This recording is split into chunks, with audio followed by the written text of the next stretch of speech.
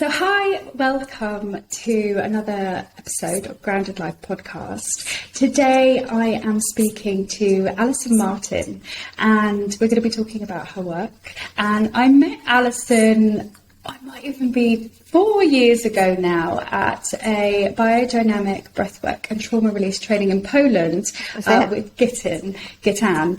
And since then, kind of just being in connection over maybe social media stuff, I really just love Alison's no bullshit attitude is one thing that really comes to me. It feels she's really speaking her truth, which I really, really admire. And she has an amazing voice, which I was lucky enough to hear on our retreat. And she works within trauma, within breath work. And I just, I'm excited to kind of just have a conversation about how you use breath work and how you described your work as involved in emotional freedom and being a trauma guide, which is beautiful. And welcome here today. Thank you. It's so nice to be here. And I think it's really lovely what you're doing, and it's amazing to just get more awareness out about trauma and how we all kind of suffer from it in some way, and there are many tools and systems that we can use to help ourselves become that little bit more free. So do you want to say any more about yourself? Like, I've introduced you in the tiny capacity, like what else would you want people to know about you before we start?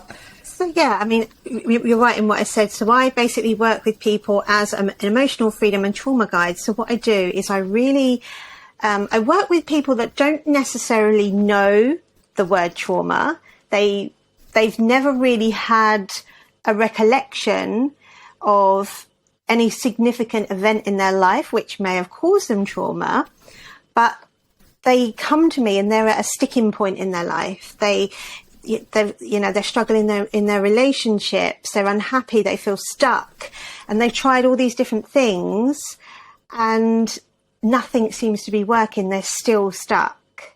And my work is really helping them to understand that all these modalities are great, but really trauma lives within the body. So we really have to go back to the body in order to really free ourselves from traumatic events, because, we both know that trauma lives in the system as tension. And so I really work with people using predominantly breath work and other tools as well to help them really free themselves from the pain of their past. And then we use that to then transform them into becoming who it is that they came here to be. So expressing their gifts and connecting back to themselves, to nature, to their creativity. So that's kind of how I work. Lovely, thank you. And is it a system that you put into place? Is it different for each individual? Are there different capacities or different time lengths for each individual person? How do you help people overcome their trauma, especially if they didn't know what trauma was in the first place? So, I mean, it obviously starts with a lengthy conversation. I sort of find out why they're coming to me. And then, we start with mainly with breath work, because I really find that a lot of people come and they're so tense and they're so compacted that you've just got to bring them back to themselves and being present within their body. And that's a struggle if you've had any kind of traumatic experience, as you know, right? And so we kind of start off with breath work, but then we start to bring in other modalities as well. So, for example, I use a lot of emotional freedom techniques as well, because I find that clients really do well getting some clarity from the experiences that they've had. So things that have happened throughout their life, things that have happened throughout their childhood, but they want to take away the emotional charge to those events. And so I found, just purely by accident, that combining breathwork, emotional freedom techniques works amazingly well together, because you're giving people the opportunity to find closure in a lot of things that may have happened to them. And so as we begin to work, I kind of teach them to be more connected to themselves. So it's, bringing things like nature therapy in. We do a lot of ceremonial work. I teach them how to monitor their emotions by connecting to the moon and their menstrual cycles and all sorts of things, because I think trauma really, when we're traumatized, we forget who we are because we're in this kind of reactive place and we're not embodied and we're not grounded and we feel quite isolated. But as you begin to heal, you really start to realize we're part of this huge, enormous system. We're connected to everything. And so, yeah, that's the process. There isn't really a set time. Some people takes longer than others. But yeah, that's how it kind of goes. Thank you. You just said something there about people really not being themselves, and then so coming sort of back to themselves. And it reminded me of this quote I love by a guy called Resmaa Menakem, who says, trauma uncontextualized in a person looks like a personality, can look like a personality, and trauma uncontextualized in a family can look like family traits, and trauma uncontextualized in a community can look like kind of like a cultural thing sometimes. So that really reminded me, that's like, there's so much restriction and different things playing out that people think is someone's personality. Oh, I'm just like that. And actually that whole process that you're explaining, and I think that's where the freedom comes in. If you're like, wow, actually I'm capable of so much more. Or maybe, as we're going to talk about in a minute, I didn't know that my creativity was here, and this is what really brings my passion and what I really want to do. I would love to know about the emotional freedom techniques. I've actually not ever heard of that. So it's the tapping. So it's it's tapping system. So we'd work on a particular block or a particular issue, and then we literally you kind of follow a trail. So it might start off with like, I'm not happy in my job, for example. And then as you keep tapping and kind of embodying the experience, it kind of helps you get right to the root cause of the traumatic event. And it's just taking another layer off of that onion. You just keep taking the layers away until eventually you're kind of left with what's left at the root level. And I find it really transformative, because I think tapping is a really powerful technique, because once clients know how to do it, they can use it whenever they start feeling a little bit anxious, or they feel a little bit depressed, or they start feeling these uncomfortable feelings. They can just begin to tap, and it's something that they can use, which, it's why I really like it. Thank you for unpacking that a bit more. You just mentioned the root cause of perhaps a traumatic event.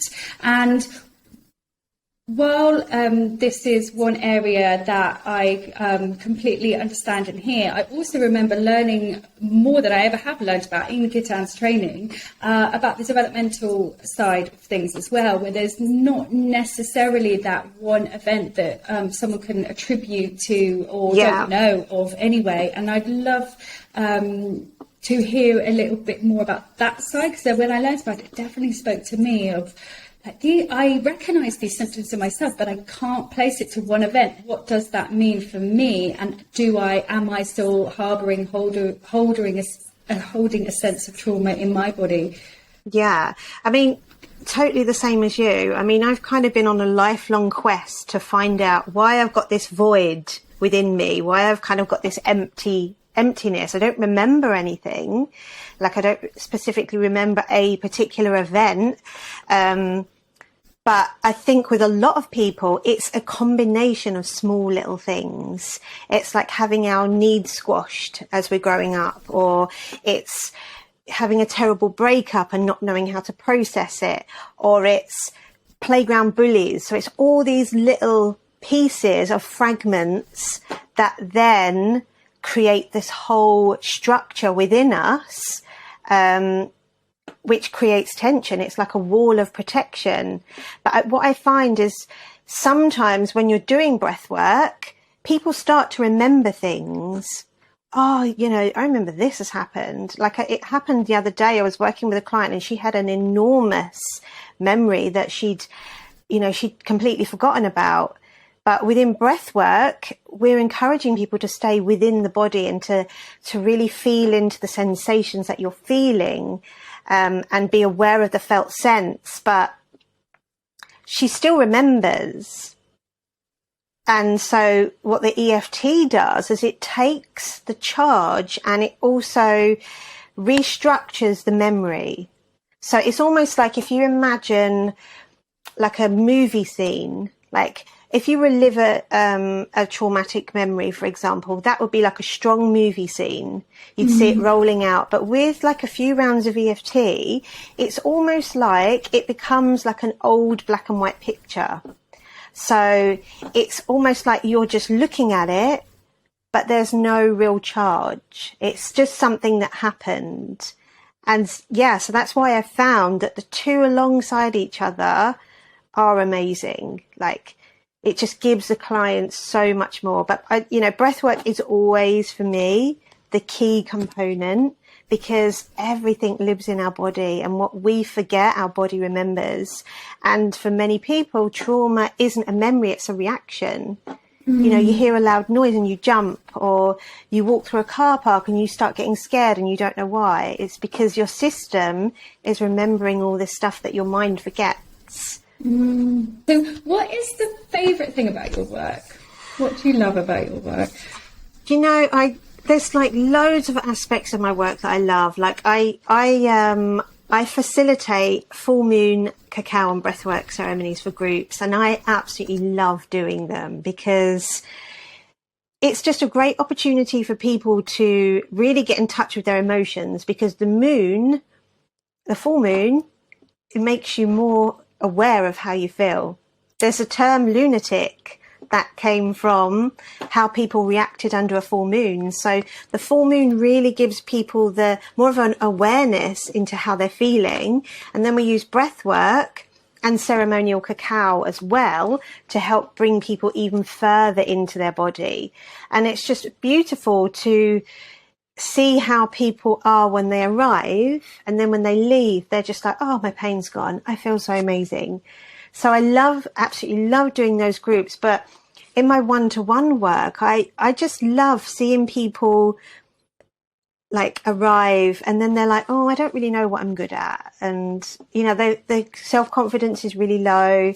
And then after working for a little while, they start to remember all these things that they loved to do as a child, and they want to reconnect with them. And they want to pick up that paintbrush, or they want to start singing, and they're not afraid to do that anymore. And when that starts to happen, it's just like, wow, because also that's my journey as well. You know, I used to be too afraid to sing. I had a shock trauma, which sounds, you know, it sounds silly thinking about it now, but I had like a huge crossing of my boundaries in singing when I was younger, and I kind of vowed to stop singing for 16 years. And I didn't realize how much harm I was causing myself by not singing, because that's like the thing I love to do.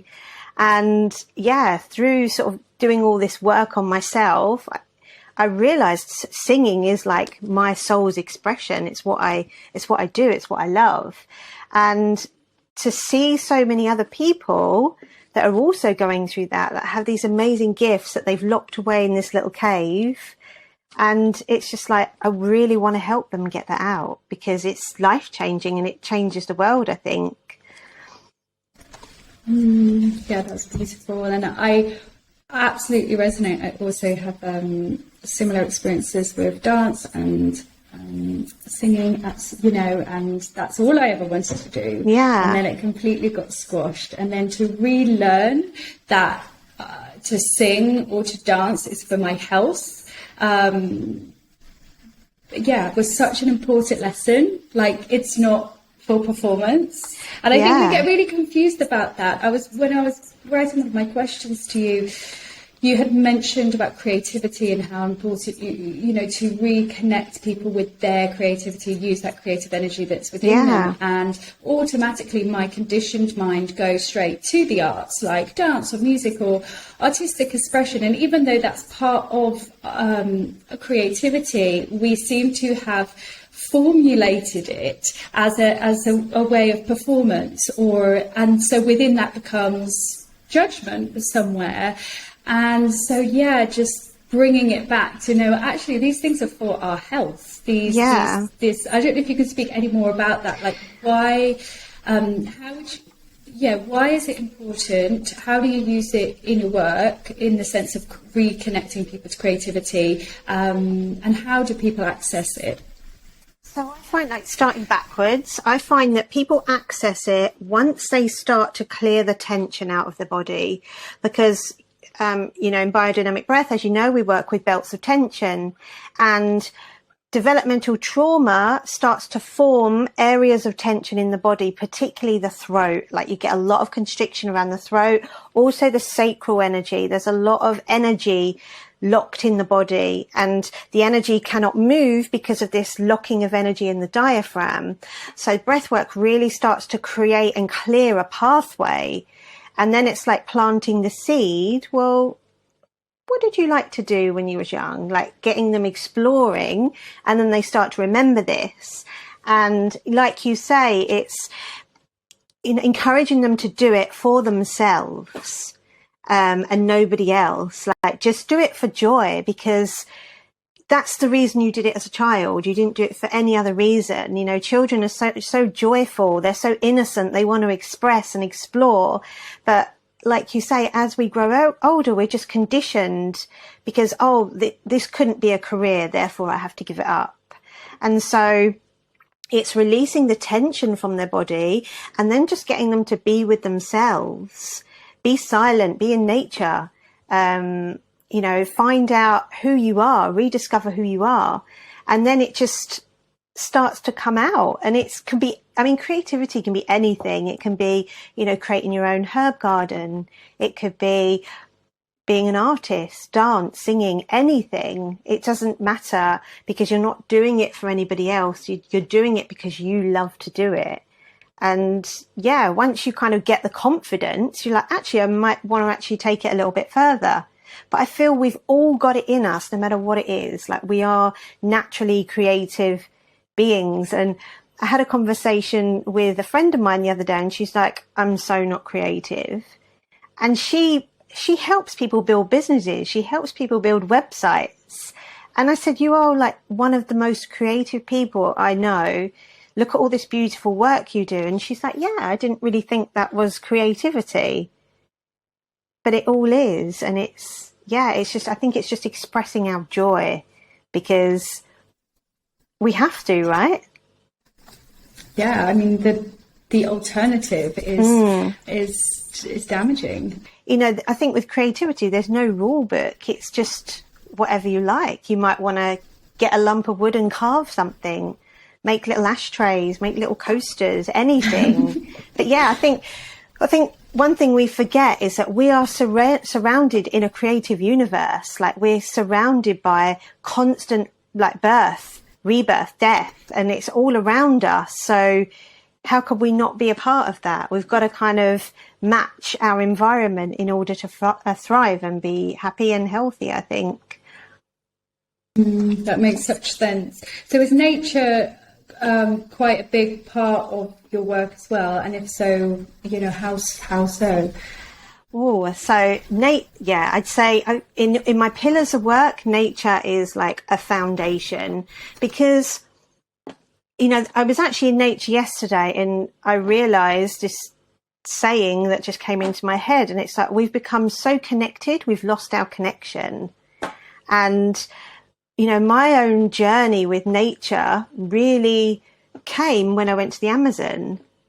And people before said to me, it's the Amazon, it's not the real world. But when you actually get to the Amazon, you're like, hang on a minute, this is the real world. These people are living in alignment with nature, and they're not sick, they're happy, they've got everything they need. And they just found it so kind of odd that we live in these concrete houses, we drive in these metal cars, and we're all so unhappy. And I find that immersing yourself into nature, you reset yourself. You know, you bring yourself back into the frequency of nature, you cut out the noise, and therefore your own inspiration can start to flow, but you also start to align with nature as well. For example, like rising with the sun and going to bed with the moon, and things like looking at the seasons and, you know, how does each season have its own energetic expression, and how can we match that in order to be healthy? Because we're a part of this planet, we're a part of this ecosystem, and if we're going to thrive and be healthy, we have to match it, just like the animals do and all the little critters and creatures. So yeah, it's looking at spring, summer, autumn, winter, and just mimicking what's going on, even down to a micro level with women's menstrual cycles. It's like, yeah, we literally have to match our environment because we're part of this huge cycle. What is the most challenging part of your work as well? We went to your favourite part, and what is the most challenging part? I think when people come for kind of emotional and trauma work, they don't necessarily always realize just how hard it is. They think it's going to be, just a few sessions and they'll be okay. And it's really difficult to, just relay that information to people that it is a process. And, you've had all these experiences have been affecting you your whole life. And so it's going to take time. And it's just, you can almost see it, like people arrive and then things start to come up, and then they're like, oh, I don't want to go there. I thought I did, but I don't.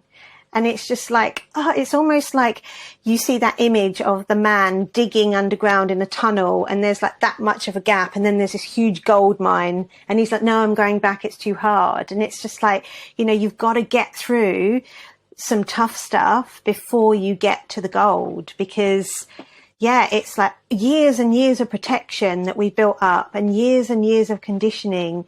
And people just do so well, and then all of a sudden they're like, I can't do it.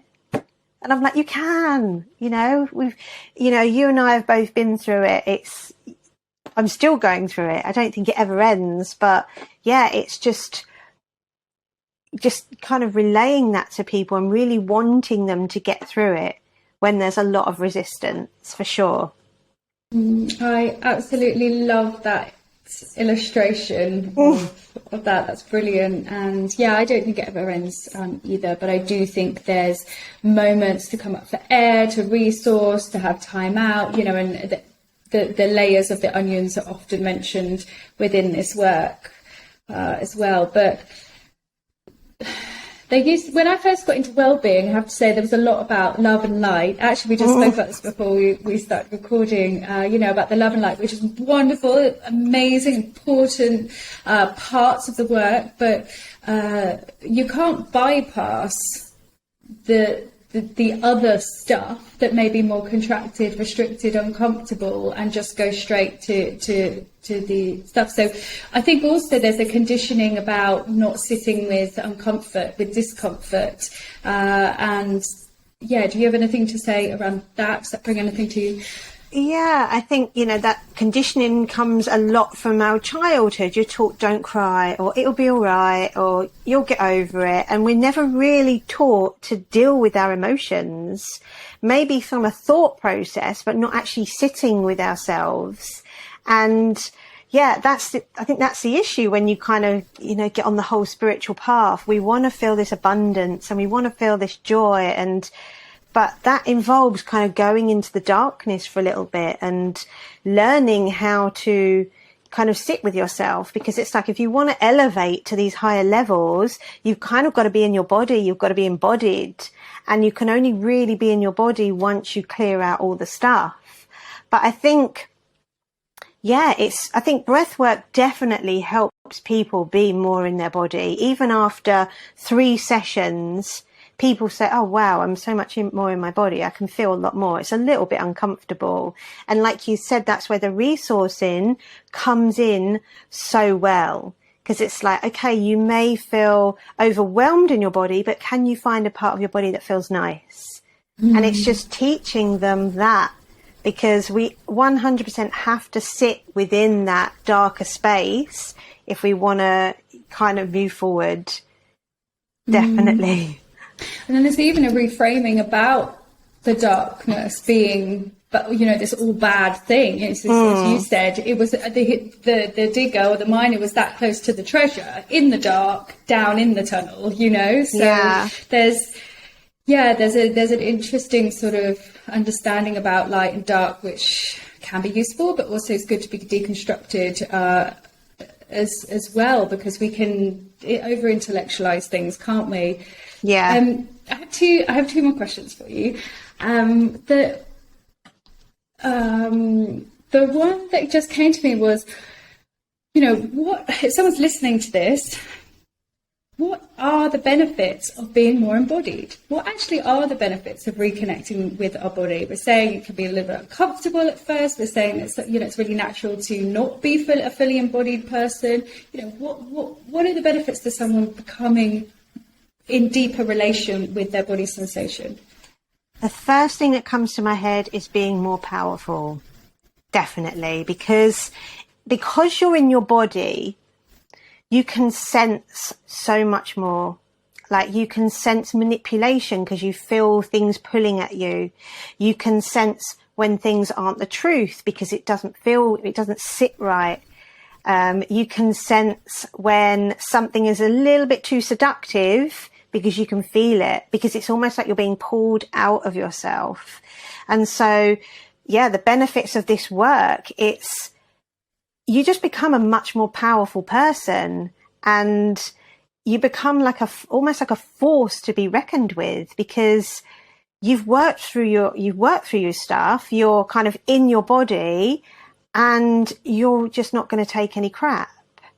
But you also, like things like triggers and things like that, as opposed to getting caught up within the triggers, you can really sit with yourself and say, well, how am I actually feeling this in my body? As opposed to letting a negative process come in, a negative thought process, sorry. And so, it's just the power and the liberation that comes with that. It's just like, I'm not really tied to anything. I'm my own person. I'm sovereign. Do you agree? I love that. And actually, as you were talking and saying, powerful, and that, but when you started explaining, I was having body tingles. I was like, oh yeah, there it is. So, those truth tingles, when you really witness someone saying something that's very true to you as well, and you feel it within, that resonance. So I definitely, I agree. My body agrees with you. Yeah.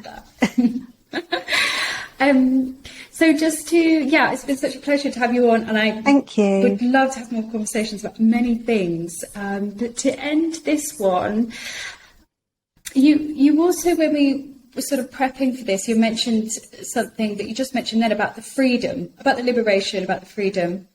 I feel like this time now is a time where people en masse are feeling more kind of alone, isolated, trapped, restricted, confused, even sort of caged in a way. Those were the words that were coming to me. You mentioned that this past year is a great opportunity for looking in and finding freedom. An opportunity to find freedom within what appears to be kind of like the opposite to that happening. Could you explain a bit more about that? So how can people find freedom sort of in these times? How is this an opportunity for freedom? Yeah, of course. So we've got a lot of restrictions at the moment. We've got a lot more time on our hands. So it's a great opportunity to really start to learn about ourselves. And it's an opportunity to really start to look at those uncomfortable spaces within us that we don't really want to look at. And you know, my advice to anyone right now is to really turn off the TV and just get yourself out into nature and just plug back into nature and reconnect, because yeah, it's like nature just kind of soothes and calms everything down. But yeah, start looking for like-minded people, start looking for community. And as you have more time on your hands, start rediscovering those parts of yourself that you might have forgotten throughout your life, or you've disconnected with. Like, pick up your journal, pick up your paintbrush. Because if you remember, like when you were a child, for example, the most amazing things used to come out of boredom. Like, I remember I used to say to my mum, I'm bored, and she'd be like, oh, just go and play, whatever. And then I'd be like, right, what can I do? And then I'd just create all this amazing stuff. And I think now we don't ever really have the opportunity to be bored because there's so much going on. So it's like, really use this time to figure out your values and what it is you actually need, because I don't think you're going to get that from listening to the news, listening to the governments and them telling you what is best for you, because ultimately we know what is best for us. So yeah, can I elaborate a bit more? So anyone that doesn't feel a sense of expansion and freedom, the answer is not outside them. It's actually an opportunity to look in. Definitely. And just, I think, try to close off as many avenues that are causing you fear as possible. So if the news is making you fearful, don't look at the news. If, you know, walking to work a particular way makes you walk past a newsstand, walk a different way. So yeah, really start to go within, because the answers are always within. And yeah, just find your community. I mean, there's lots of events popping up. There's like freedom marches, there's online community events now. But I think we really have to all get back to having local communities again, which is something that's been forgotten, right? And